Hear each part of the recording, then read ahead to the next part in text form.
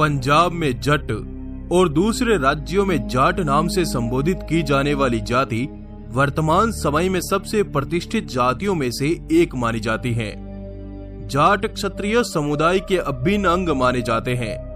इनका विस्तार भारत में मुख्यतः पंजाब, हरियाणा, राजस्थान, गुजरात, उत्तर और मध्य प्रदेश के पठारी इलाकों में है तथा पाकिस्तान में सिंध, बलूचिस्तान और पंजाब के इलाकों में मुस्लिम जाटों की संख्या अधिक है। तो दोस्तों, आज की इस वीडियो में हम जानेंगे जाट जाति के वीरता से भरे अनसुने सच्चे इतिहास को। आज भारत में रहने वाले तकरीबन 1.5 करोड़ जाट कोई समय आर्यों की एक लड़ाका जाति थी। प्राचीन जाट समाज आज भी अपनी पुरानी जड़ों और परंपराओं से जुड़ा हुआ है। जाटों की गोत्र और खाप व्यवस्था तो सदियों पुरानी है, पर जाट आखिर आए कहां से? जाट समाज की उत्पत्ति के विषय में कई मान्यताएं हैं। कुछ इतिहासकारों के अनुसार जाट शब्द की उत्पत्ति ज्येष्ठ शब्द से हुई है। प्राचीन हिंदू शास्त्रों की मान्यता के अनुसार कहा जाता है कि राजसूय यज्ञ के बाद युधिष्ठिर को ज्येष्ठ कहा गया और बाद में युधिष्ठिर की संतानों को जेठर शब्द से संबोधित किया जाने लगा। कालांतर में यह जेठर शब्द ही आम बोलचाल में जाट बन गया। इस मान्यता के अनुसार जाट समाज की उत्पत्ति महाबली योद्धा युधिष्ठिर से मानी जाती है। दूसरी मान्यता और एक कथा के अनुसार स्वयं भगवान महादेव से जाट समुदाय की उत्पत्ति को जोड़कर देखा जाता है। इस मान्यता के पीछे एक दिलचस्प इतिहास है, जिसके अनुसार भगवान शिव के ससुर राजा दक्ष ने हरिद्वार के पास कनखल में एक यज्ञ का आयोजन करवाया। इस यज्ञ में राजा दक्ष ने सभी देवी देवताओं को बुलाया, लेकिन भगवान शिव और माता सती को निमंत्रण नहीं भेजा गया। जब मां सती को अपने पिता के इस यज्ञ के बारे में खबर मिली तो उन्होंने भगवान शिव से बिना निमंत्रण ही अपने पिता के यज्ञ कार्यक्रम में जाने की आज्ञा मांगी। भगवान शिव ने उन्हें यह कहकर आज्ञा दे दी कि तुम उनकी पुत्री हो और तुम अपने घर बिना निमंत्रण के भी जा सकती हो। महादेव की आज्ञा मिलते ही माता सती अपने पिता के यज्ञ कार्यक्रम में जा पहुंची, लेकिन वहां पर मां सती को अपमानित किया गया और भगवान शिव को भी भला बुरा कहा गया। इस बात पर क्रोधित होकर मां सती ने हवन कुंड में कूदकर खुद को विलुप्त कर दिया। जब इस बात का पता भगवान शिव को लगा तो वे अत्यंत क्रोधित हो उठे। इस क्रोध से महादेव की जटाएं फैलने लगी।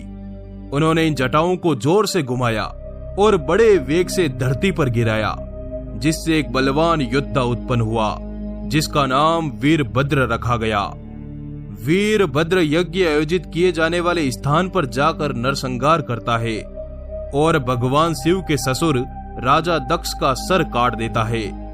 इस नरसंहार को रोकने के लिए सभी देवता महादेव से राजा दक्ष को माफ करने की प्रार्थना करते हैं। देवताओं के आह्वान पर महादेव का क्रोध शांत हुआ और वो राजा दक्ष को पुनर्जीवित कर देते हैं। इस पूरी कहानी में जो वीरभद्र नामक किरदार है, उन्हें जाट समाज का पूर्वज माना जाता है। कई पुस्तकों में उल्लेख भी मिलता है कि वीरभद्र से ही जाट समुदाय की उत्पत्ति हुई है। हिंदू धर्म की किताबों के अलावा जाट जाति को लेकर इतिहास के पन्नों में भी कई किस्से हैं। शुरुआती दौर में जाटों को बड़ी बड़ी जमीनों के जागीरदार और मंदिरों का स्वामित्व दिया जाता था। जाट भारत के प्रख्यात आर्य परिवार से आते हैं। असल में जाट आर्यों के कमांडर थे और जब धर्म पर कोई खतरा आता तो वे राज्य की सत्ता पर आ जाते। और ये पूर्णतया सत्य है कि जाट मूल रूप से भारतीय हैं। आज ज्यादातर जाट मुख्य रूप से खेती करते हैं। अधिकतर जाट ग्रामीण इलाकों में रहते हैं और उनके पास विशाल जमीनें हैं। गाय उनको अत्यंत प्रिय है और धरती, दान और गौ को माता का दर्जा देते हैं। आजकल भारतीय खेल जगत में जाट जाति अच्छा मुकाम हासिल कर चुकी है। पंजाब की कुल जनसंख्या का 20% जाट समुदाय है। 10% जनसंख्या बलूचिस्तान, राजस्थान और दिल्ली में तथा 5% जनसंख्या सिंध और उत्तर प्रदेश में रहती है। बंटवारे के बाद पाकिस्तान में रहने वाले सभी जाट मुस्लिम कर दिए गए और कुछ बचकर भारत आ गए। आज पाकिस्तान में 40 लाख जाट मुस्लिम हैं। भारत के लगभग 1.5 करोड़ जाट 2 अलग अलग जातियों के रूप में विभाजित हैं। एक सिख है जो ज्यादातर पंजाब में है और दूसरा हिंदू है। इतिहास में महान जाट योद्धाओं की बात की जाए तो सबसे पहला नाम महाराजा रणजीत सिंह का आता है। महाराजा सूरजमल, तेजाजी, राजा जवाहर सिंह, राजा राम जाट जैसे कई महान जाट इतिहास में हुए।